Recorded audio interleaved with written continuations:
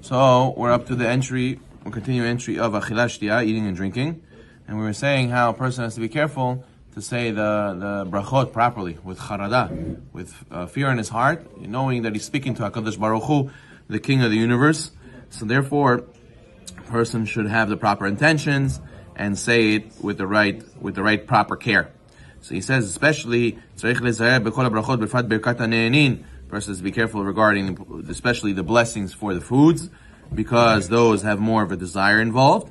And then, biyoter, the most, birkat hamazon, especially birkat hamazon, which is doraita, is the bracha that's from the Torah. Person has to be meticulous to do it properly. And even though it's a little bit longer, right, it takes a little bit more effort, person has to make sure to say it halachically properly and properly with the right intentions and with the concentration.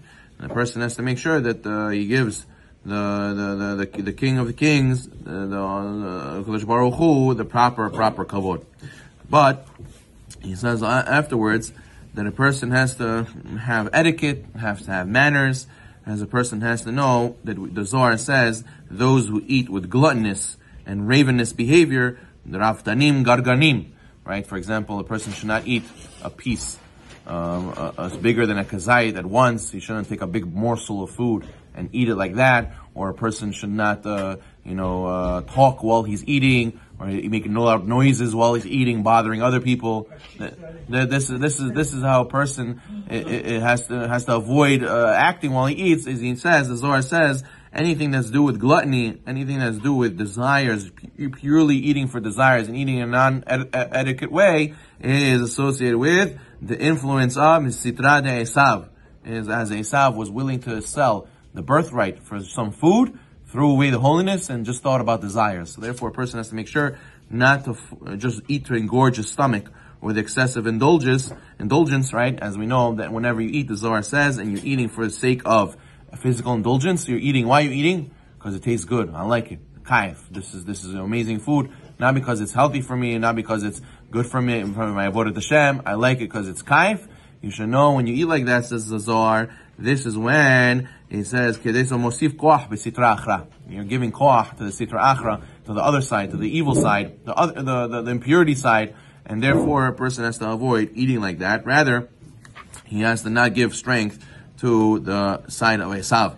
But besides for the fact that he's doing bal tashchit, when a person's full and he eats more because he sees it's a good sushi roll, because he sees it's a good steak, and he wants to stuff himself even though he's full, this is bal tashchit, wasting the food. Plus, the person is feeding the Sitra Achra, is feeding the other side, and he's doing actually damage. As the Rambam says, that most of all sickness comes from overeating. So a person has to avoid, a person has to eat healthy, and if it's not healthy, it's not permitted to do so, it's not permitted to eat that food. Throwing away the food is not bal tashchit. It is, the person should go and give it away, or do something else productive with it, but telling a person who's stuffed, you have a guest, and you want to go and feed him, and you tell him, eat more, come, let me put you more, but he says, no more, I'm full, no, you have to finish the pot.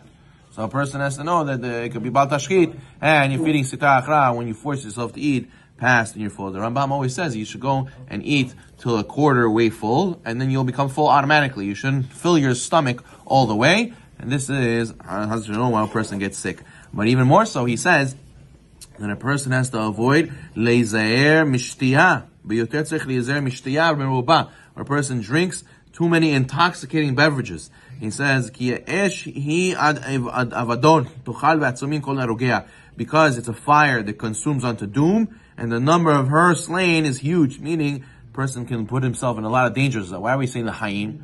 That should be the drink brings me the hayim to life, spiritual life, and not for mavet hazashom. Not that should make me do sins and not make me to go and hazashom embarrass myself and make myself do things that I'm not supposed to do. A lot of people lose control of themselves when they're become intoxicated and they speak in this way they're not supposed to speak. They act in a way they're not supposed to act. How much more so a person who's a Talmid Chacham has to be careful not to embarrass himself in front of others when there's drink involved. And he says, Ki Shem Shammai mithalel yado, because it can lead to chilul Hashem with his foolish actions. So therefore, you should know the Rambam says, who in Perek Daled Chodeot, whoever drinks for the sake of getting drunk, he's a choteh, he's a sinner. It's not permitted. People think, oh, Shabbat, let's finish the bottle.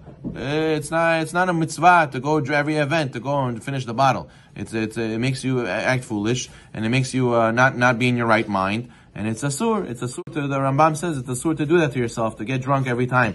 The Torah, yes, tells us to drink kiddush, tells us to have 4 cups of wine, revi'it at least on the Pesach, but a person has to know that the point of these mitzvot is not to get drunk. It doesn't permit us to get drunk, and a person has to make sure that he avoids getting drunk. Even Purim, Chazon Avadia writes that a person should drink wine. He should drink a little bit more than he used to, get tipsy, and then go take a nap. Take the rest of the day for the sake of learning, for the sake of davening, for the sake of growth. It's not a permission on Purim to go and get drunk and act like a behemah, running around and doing shtiyot. That's not what halacha says. So therefore, getting drunk has no room in the Torah and there's in halacha.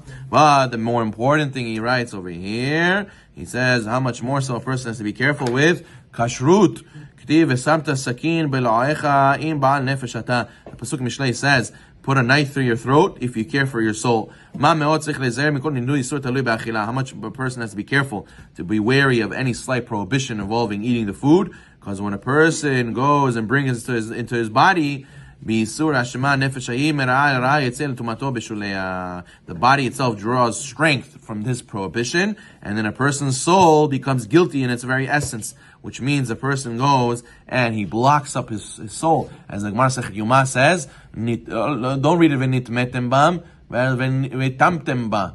You will go and become blocked up because of it. Not that you really just become impurified because of it. You'll become blocked up because of the non-kosher foods. So therefore a person says, oh, for Ashkenazim it's good, for Sfaradim it's okay also. No.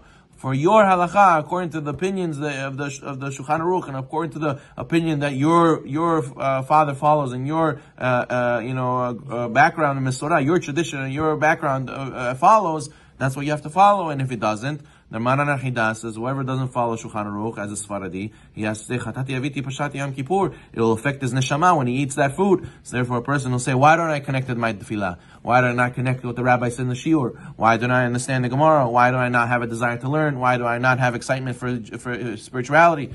Is because many times the food we eat blocks up our neshama and we don't have good receptors. Like a person who smokes, he doesn't taste the salt. He always puts a lot of salt before he eats. So to a person that he doesn't eat kosher food, his neshama is blocked up. He doesn't taste the spirituality. His taste buds are blocked. His taste buds are dead. So a person has to make sure that his food has in it all the, kashrut, taking care of it. For example, the yashan, kemach yashan, the meat is bet Yosef, then the food is bishul Israel, the bread is bat Israel, then the milk is chalav Israel, and you have to make sure all these things are taken care of, because if not, your person won't grow. That's why they said many people choser b'tshuva from those weekends that these kiruv organizations make in a hotel.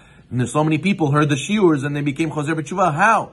It's because they finally got kosher food for Shabbat. The whole Shabbat was kosher food, and finally the material went inside. The spirituality connected because they had the kosher food that gave them the foundation, the beginning step towards being able to absorb the information and the knowledge. So therefore, a person has to know, if you want everybody to choser b'tshuva, you have to make sure the kashrut is 100% lefi the minhag and the halacha of the community. Baruch Adonai Olam. Amen.